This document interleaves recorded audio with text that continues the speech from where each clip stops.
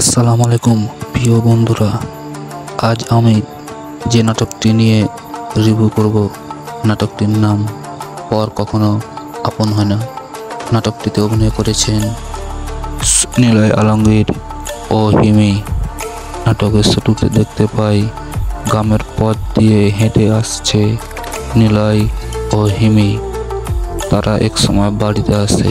নিলয় তার মাকে ডাকতে থাকে এবং তার বোন বাড়ির উঠানে বসে সাজুগুজু করছে।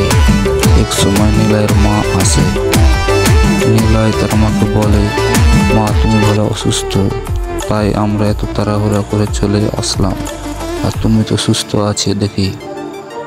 এক সময় তার মা তাকে বলে, তোর বোনের বিয়ে ঠিক করেছি, তাই তোকে তো তাড়াহুড়া করে ডেকে পাঠিয়েছি।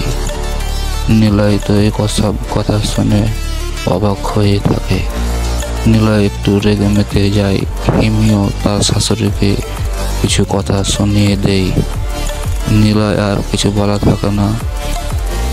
পরের সিনে আমরা দেখতে পাই নিলয়ের একটি মুদি দোকান আছে এবং একটি লোক নিলয়ের কাছে আসে।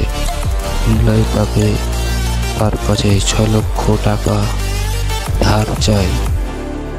লোকটি তাকে টাকা দিবে বলে এবং নিলয়কে দোকানের কাগজপাতি লোকটিকে জমা দিতে বলে। এক সময় নিলয়ের বোনের বিয়ে দিন চলে আসে।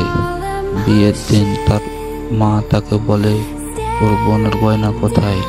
সে সময় নিলয় তো বলে তার মাকে, মা আমি গয়নার ব্যবস্থা করতে পারিনি।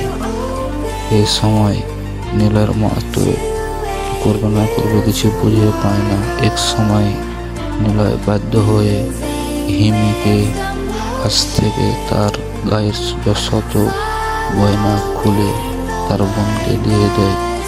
বিয়ের কিছুদিন পরে নিলয়ের মা তার মেয়েকে তার শ্বশুর বাড়ি দেখতে যায়। মেয়েকে দেখে সে তার বাড়িতে কাজের লোকের মতন আছে এবং তার শ্বশুর শাশুড়ি নিলয়ের মাকে নানা রকম উল্টাপাল্টা কথা শুনিয়ে বের করে দেয়। এসব কথা বাড়িতে এসে নিলয়কে বললে নিলয় খুব মন খারাপ করে এবং তার মা তার ভুল বুঝতে পারে। এক পর্যায়ে নিলয় তার বোন জামাইকে খুব সিস্টেমে ফেলে তাদের সঠিক পথে নিয়ে আসে। এইভাবে নাটকটি এক সময় শেষ হয়ে যায়। তো কেমন লাগলো আজকের ভিডিওটি অবশ্যই সবাই কমেন্ট করে যাবেন। ভিডিওতেও অনেক ভুল ত্রুটি থাকতে পারে, তাই ক্ষমার দৃষ্টিতে দেখবেন। আর ভালো লাগলে চ্যানেলটি সাবস্ক্রাইব করে পাশে থাকবেন। ধন্যবাদ।